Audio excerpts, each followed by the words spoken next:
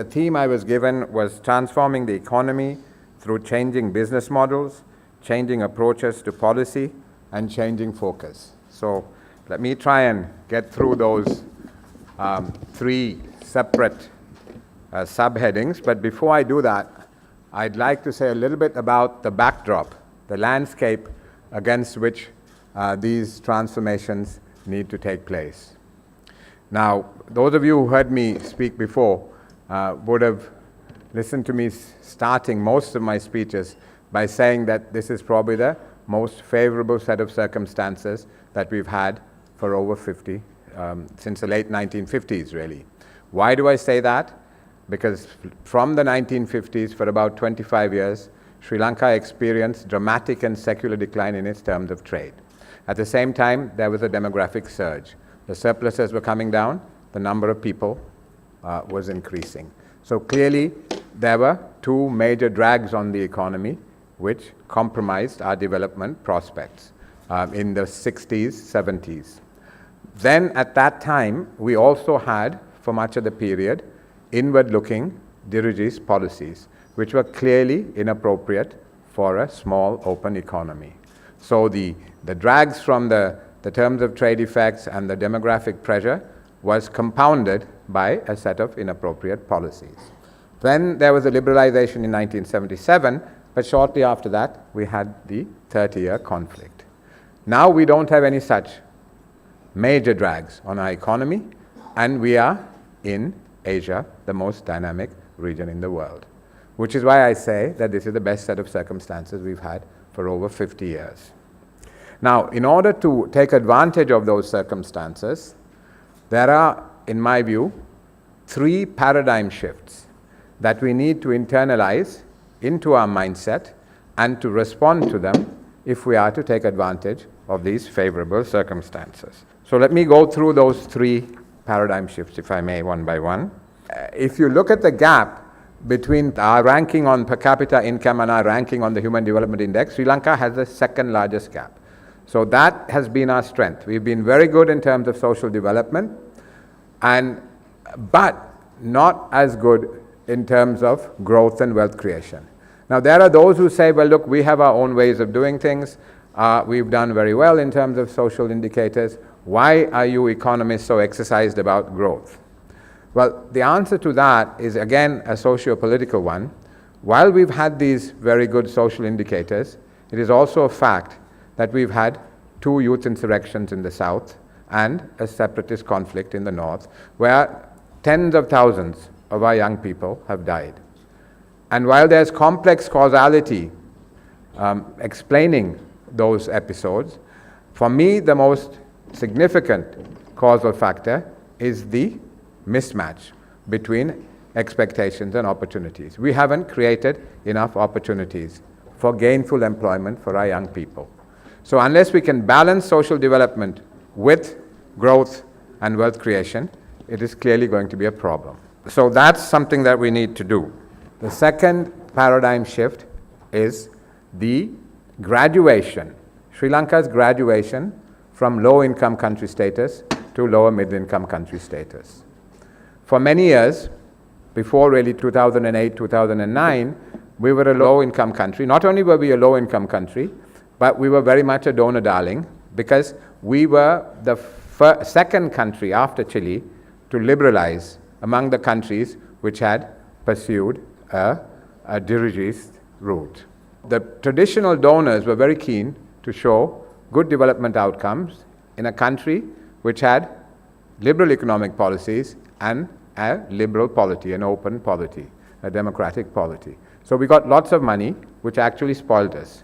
We learned to live beyond our means, and every so often when the situation got out of hand, we would get bailed out on concessional money on the back of an IMF program. I think we have about 15 or 16 IMF programs that we've had. I don't know whether there is a country which has had more IMF programs than ours. But now that we've graduated to low middle income country status, we no longer have access to concessional money.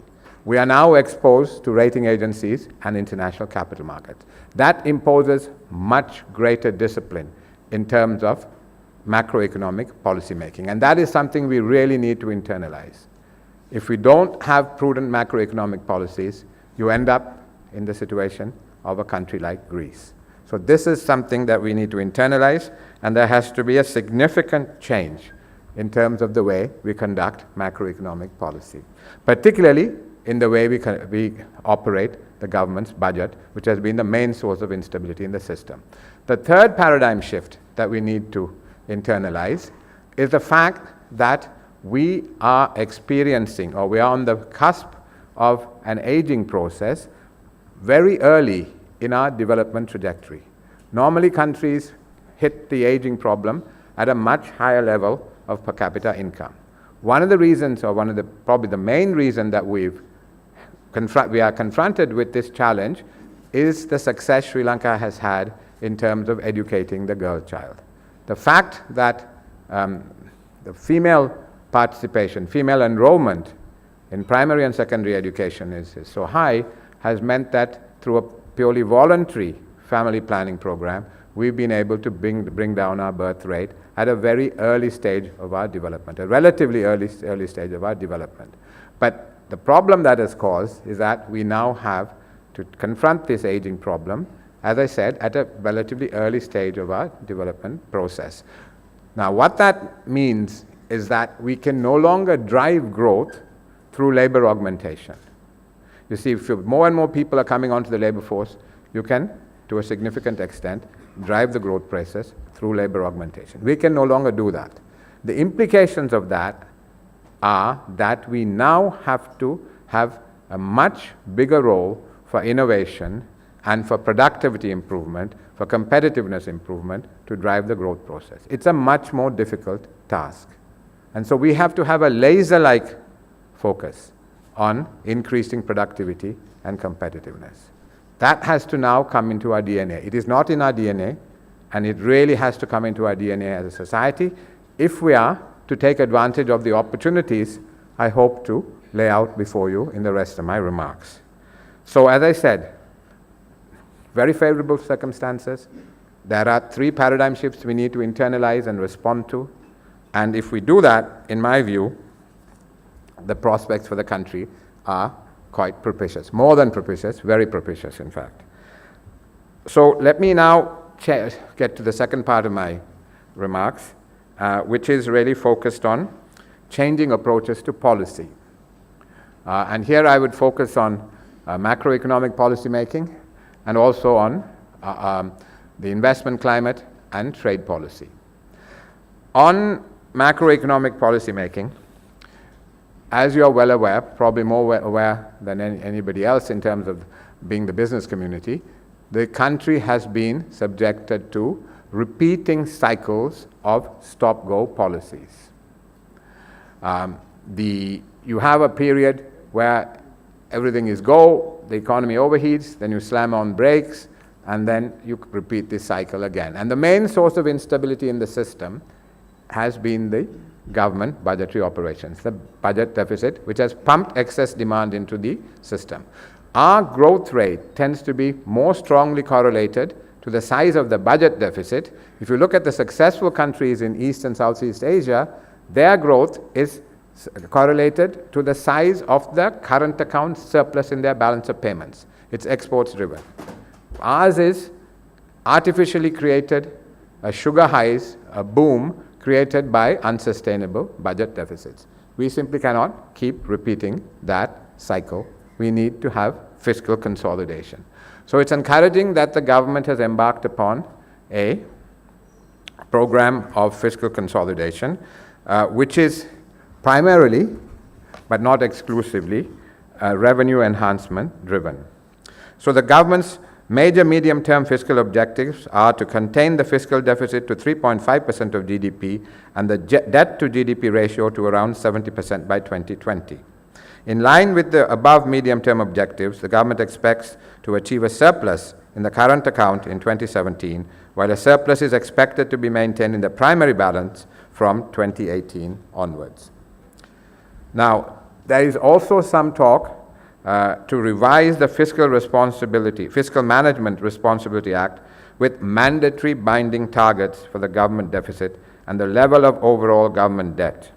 For me, this would be a very important milestone. If we are serious about adjusting to the paradigm shifts I talked about, if we are serious about adjusting to the fact that we now are exposed to rating agencies and international capital markets, in a situation where our debt profile is fragile, we need to have these kinds of this kind of disciplinary framework imposed on the system. So mandatory binding targets is something, in my view, which would be extremely helpful for the country, and it would give you all much greater predictability and certainty in terms of where macroeconomic policy is going to go in the future. So as an association, I would strongly urge you to lobby for that. May not be politically popular, but I think that's the kind of discipline we need if we are to get to where we want to get to. The government, under its revenue-based fiscal consolidation efforts, has taken several steps to revamp tax policies and bolster tax administration, focusing on the following areas: broadening the tax base to ensure tax revenue of about 15 to 16% of GDP in the medium term, rationalizing the tax system while minimizing tax exemptions, tax holidays, and special tax rates. 3, augmenting capacity for revenue administration. D, strengthening public financial management, particularly commitment control and financial planning and discipline. So these are some of the elements of the revenue enhancement-based fiscal consolidation that the government has embarked upon. The outcome last year was very encouraging, and we need to keep persisting with it. And the recent tabling of the Indian Revenue Bill in Parliament is also a key piece of legislation, and it is designed to revamp the tax law in this country. And some of the key changes are the fact that the incentives will be rationalized by focusing on upfront investment allowances. And the effectiveness of tax collection is also to receive a boost with the introduction of new IT systems for major domestic taxes, including web-based tax filings for income taxes, VAT, etc. Now, while revenue enhancement is a key objective for the government, there are also plans for more disciplined spending control and appropriate prioritization of public investment. In fact, the overall public expenditure at around 19-20% of GDP, if you look at comparator countries, is pretty okay.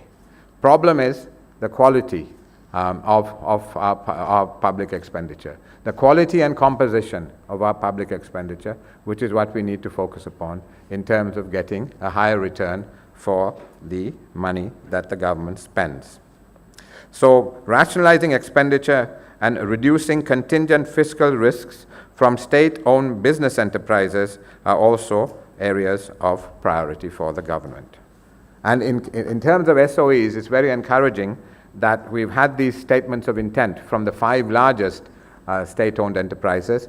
So for the first time, there will be actually a framework against which their performance can be measured. And this, I think, is a major step forward in terms of the governance of these large enterprises. Now, as far as debt management is concerned, the medium-term debt management strategy will continue to serve as a framework for prudent borrowing program, ensuring the availability of adequate funding for the government's financing needs at the lowest possible cost while minimizing risks. Now, if you look at the government's debt servicing profile, there has been a peak in debt servicing this year, and there will be next year. Provided the fiscal consolidation process continues, in 2019, you will see some improvement. But this year and next year are going to be very challenging. We've done most of the revenue mobilization, resource mobilization for the government for this year. But next year is going to be a challenging year in terms of mobilizing resources to service the debt that has to be paid. I'm talking about domestic debt. So domestic debt, there is a peak this year and next year. External debt, we have bunching from 2019 onwards. 2019, 2020, 21, 22, there are consecutive years when there are large debt repayments. Then there is a kind of an interlude of a couple of years, and then again another 3-4 years of large repayments. So what we're trying to do as far as external debt is concerned is to do some liability management in the intervening couple of years before we get to 2019 to make sure that we have done some liability management to smooth out the external debt repayment. As I said, provided the fiscal consolidation stays on track, in the central bank, we are fairly confident that we can manage the debt service payments, both domestic debt and external debt. It is manageable, it's challenging, but it's manageable, but we can't let it get worse. Now, let me, having talked about fiscal policy, now move on to monetary policy. As you've probably heard, the central bank is introducing a flexible inflation targeting regime. We should complete the process maybe in another 9 to 12 months, but we are well advanced in putting the ingredients in place, and already we are using some of the methodology to set monetary policy. As a layman, what you would want to know about it, I mean, you can read much more about it in the central bank's roadmap on the central bank website. But effectively, what we are trying to do is to have a much more forward-looking, proactive monetary policy. Historically, if you've seen, we've tended to be behind the curve. The economy has overheated, and then monetary policy has been tightened. Now, there is a transmission period of at least 12 months between the time interest rates are increased and they begin to have a full impact on the real economy. So we should set interest rates today for what we think is going to be happening in about a year's time. So that is what we're trying to do now by having a much more proactive policy. We want to be able to set interest rates so that when you do this in a proactive way, what you do avoid is the volatility in interest rates. In the past, we had high peaks, and then it comes down, then a high peak and comes down, and becomes very difficult for business. So what we're trying to do is to smooth the interest rate trajectory by moving quickly and proactively so that if there's any sign of inflationary pressure in the economy, we will move. In fact, in the March increase, at that time, we really didn't see any excess demand in the system. But the tax changes as well as supply disruption due to the drought meant that headline inflation was high. And we thought once headline inflation got up to over 7%, that would begin to influence inflation expectations, that wages, etc. There would be a second round effects which created demand side pressure, which is why we increased the rate in March to nip the problem in the bud. And that is the way we want to operate going into the future, to move quickly and proactively to ensure that we have low and stable inflation going forward. On the exchange rate, those of you who follow the FX market will probably now realize that the central bank is not intervening in any way. We don't even set the reference rate. And the rate has so far been reasonably stable. And one thing we really need to do is to get away from the past practice of having an overvalued exchange rate. If we are serious about export transformation, and as I will say later, export transformation is absolutely crucial for us to address our debt problem, for us to achieve 6, 7, 8 maybe % growth going forward. And if you have an overvalued exchange rate, you will not achieve that. And the other thing is, you cannot sustain an overvalued exchange rate. Historically in the past, what we've done is we've tried to defend an overvalued exchange rate, used large amounts of our reserves, depleted our reserves to defend the rupee. Often those reserves were borrowed reserves, and then you end up having the double whammy of A, external reserve depletion, and B, a sudden and sharp depreciation of the currency when things are when it's no longer possible to keep defending the rupee because reserves have depleted so much. So we've done that a few times. We do not want to do that again. We do not want to use our borrowed reserves, which are largely borrowed reserves, to defend the indefensible. And the idea is really to set the rate in such a way that it's market-oriented. Clearly, we will not allow any sharp fluctuations in the rupee. We will gradually let the rupee depreciate to the point where the real effective exchange rate is 100, and then manage the nominal interest exchange rate to maintain the real effective exchange rate at 100. That's the framework within which we want to work. So these are these three clear frameworks. I've taken a bit of time to describe them to you because hopefully these frameworks give you a certain understanding of how macro policy is going to be set, so that you will have this predictable set of frameworks within which you can assess how interest rates, exchange rates, etc. are going to develop as we go forward. Now, one of the next sub-theme is changing focus.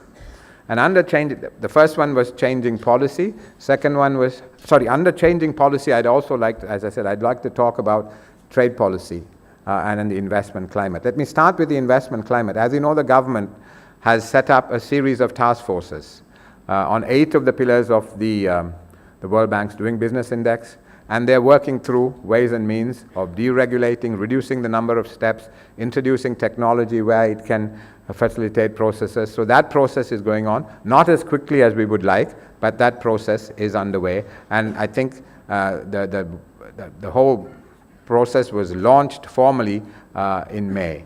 And I hope that it gathers momentum and we see a material improvement in the investment climate going forward. There has also been a revamping of investment promotion. And here, the focus has been on identifying particular subsectors which we can jump into. Rather than having a rather unfocused investment promotion effort, to pick out some specific sectors, and within those sectors, subsectors, identify anchor investors who can make a difference. I think you would have heard about the role of Samsung in Vietnam. They accounted for 40% of Vietnam's exports at one point. Intel in Costa Rica accounted for something like 75-80% of their exports. So if you get a big, large anchor investor into one of the subsectors which has potential in terms of dynamic comparative advantage, then you can have a transformative impact in that subsector. So that is the kind of strategy that investment promotion is going to be framed under.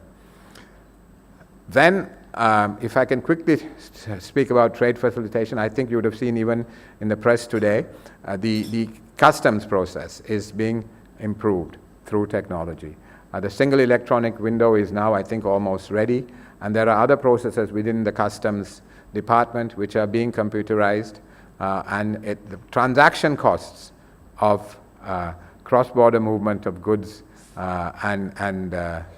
of goods through the customs department should come down significantly going forward.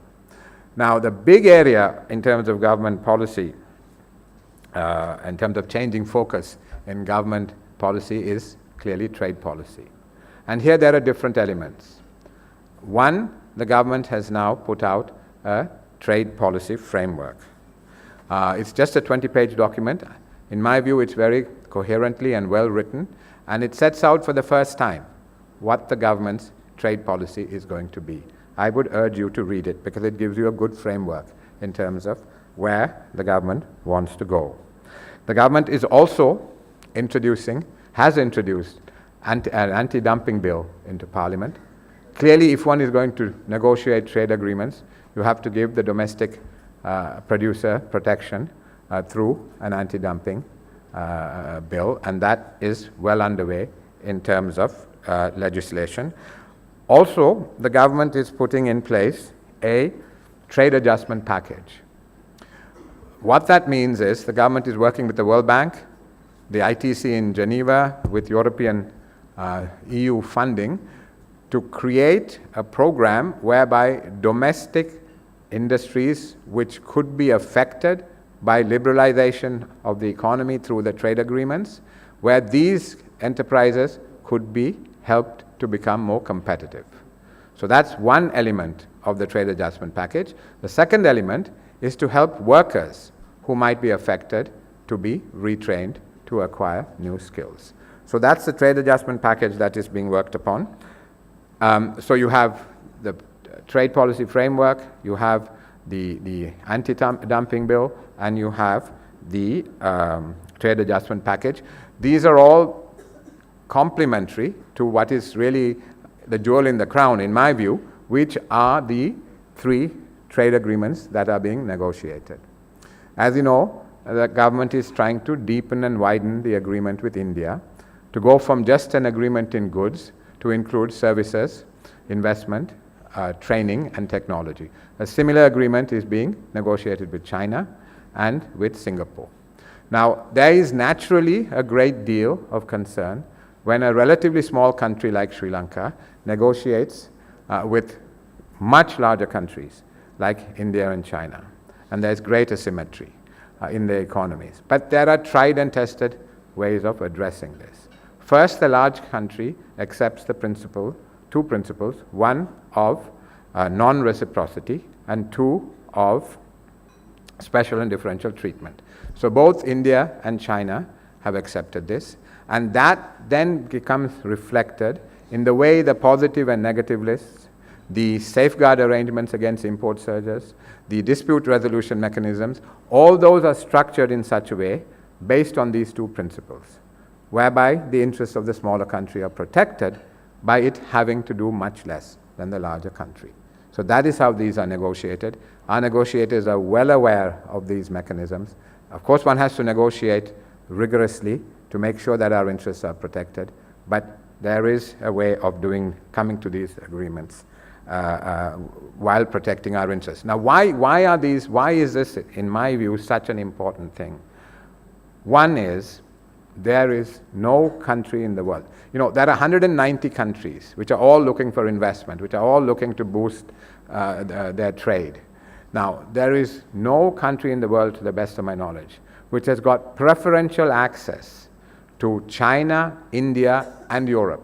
See, with the restoration of GSP Plus, we now have preferential access to Europe as well.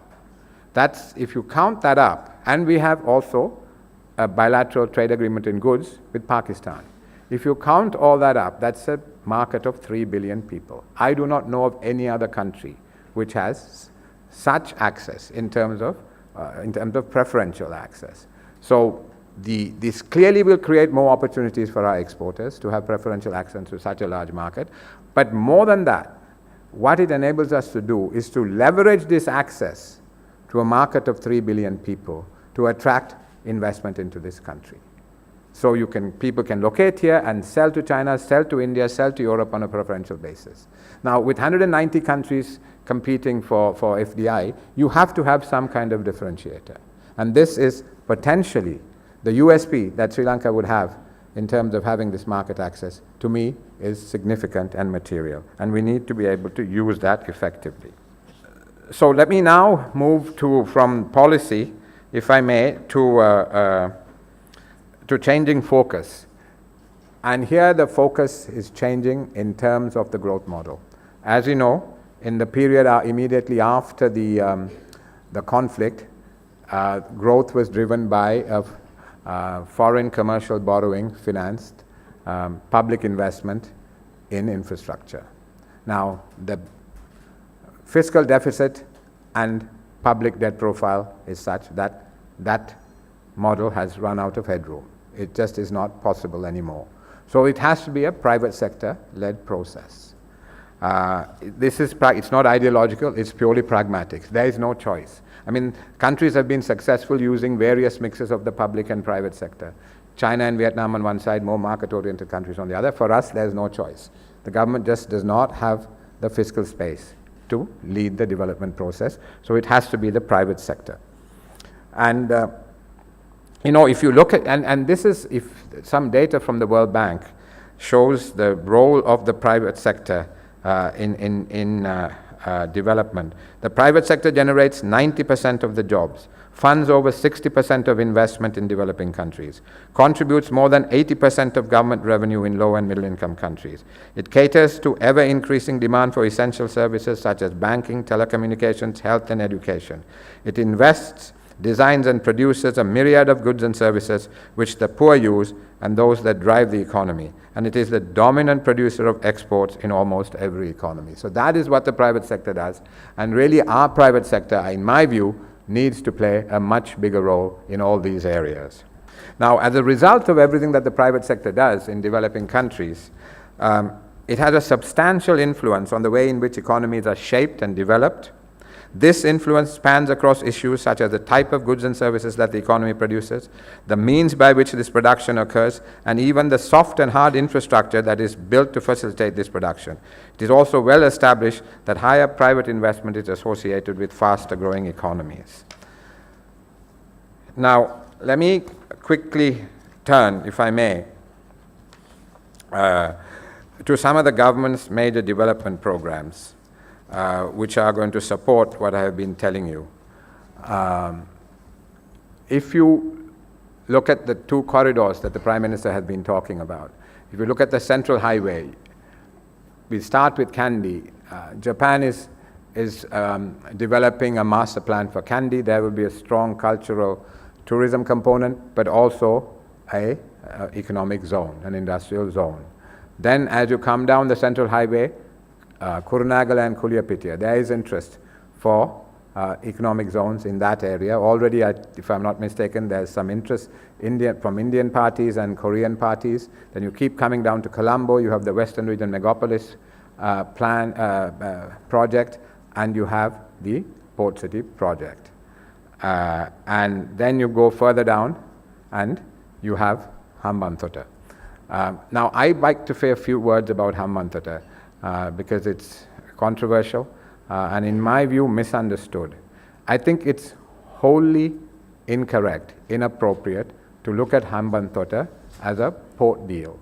It is much more than a port deal.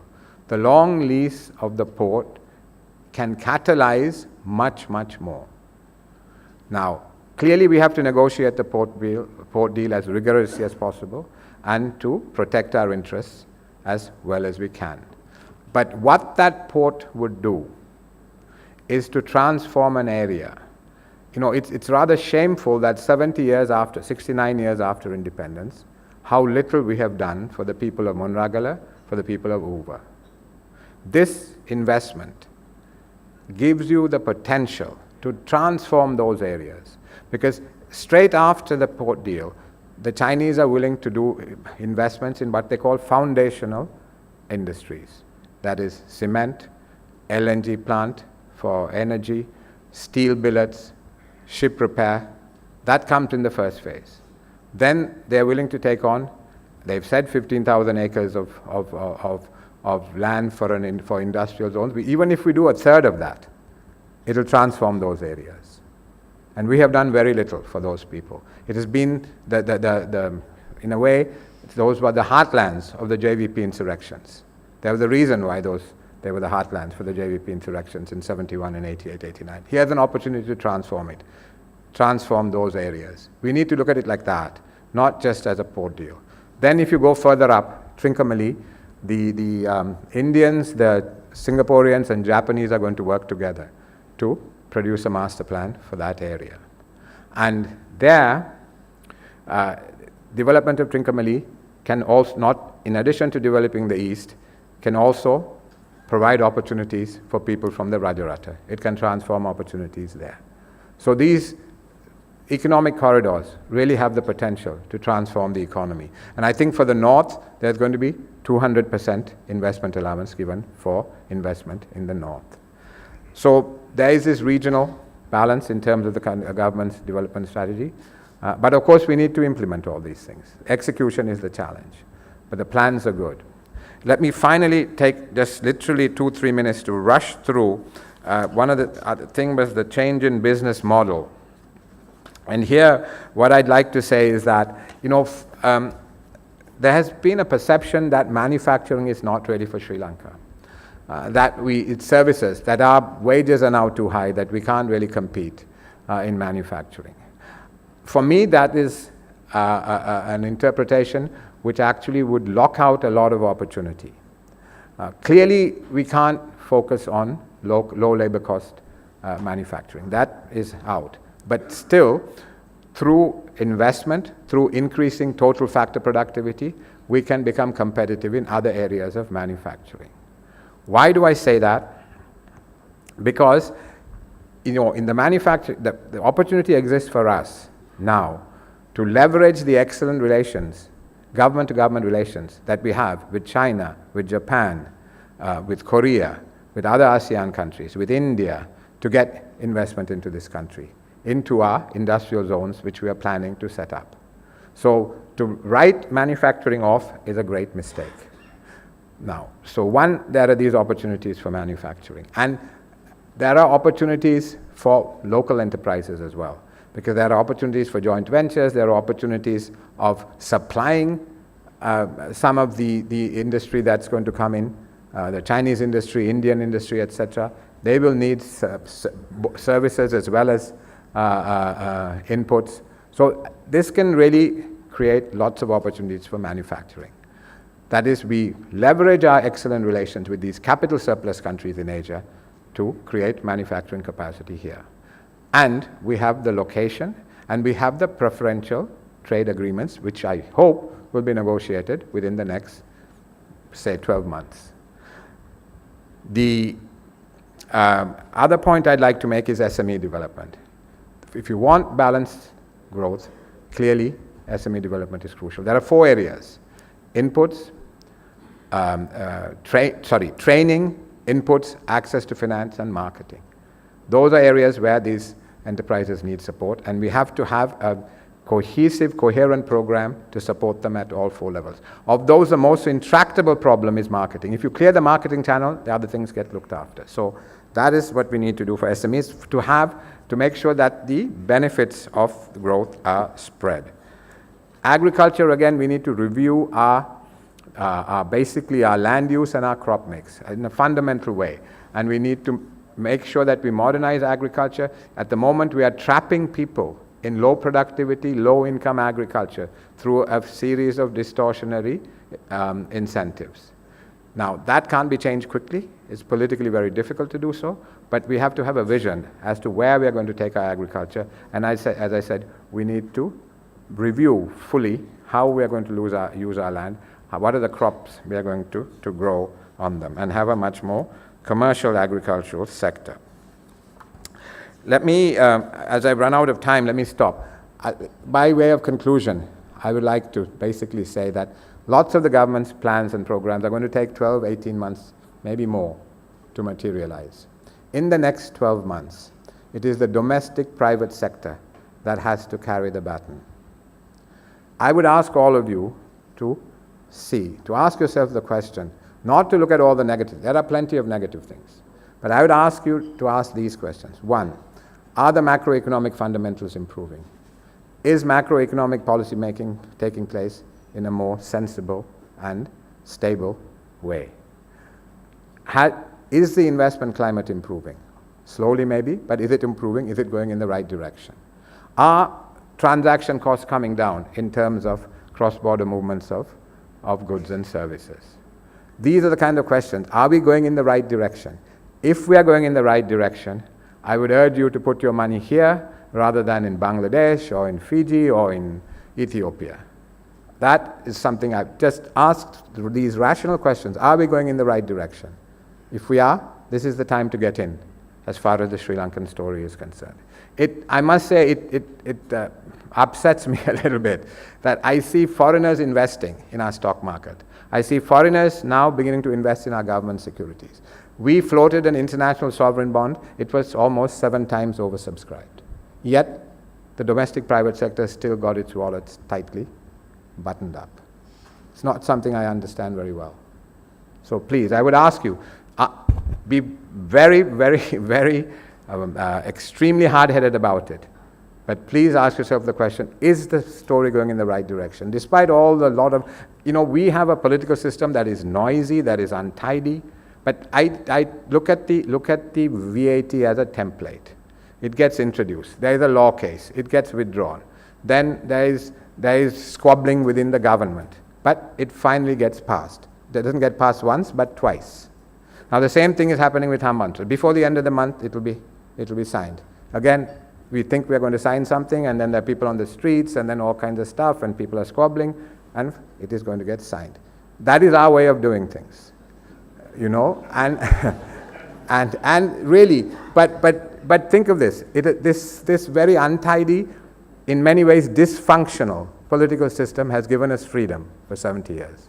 It has given us good social development. So, you know, it has its positive features. It has given us a number of things, but it also is very untidy. We need to see through the noise. See through the noise to see where this system is going and whether you feel you want to have a stake. I would really urge you to take hard-headed decisions, yes, but I think the time is right. Thank you very much.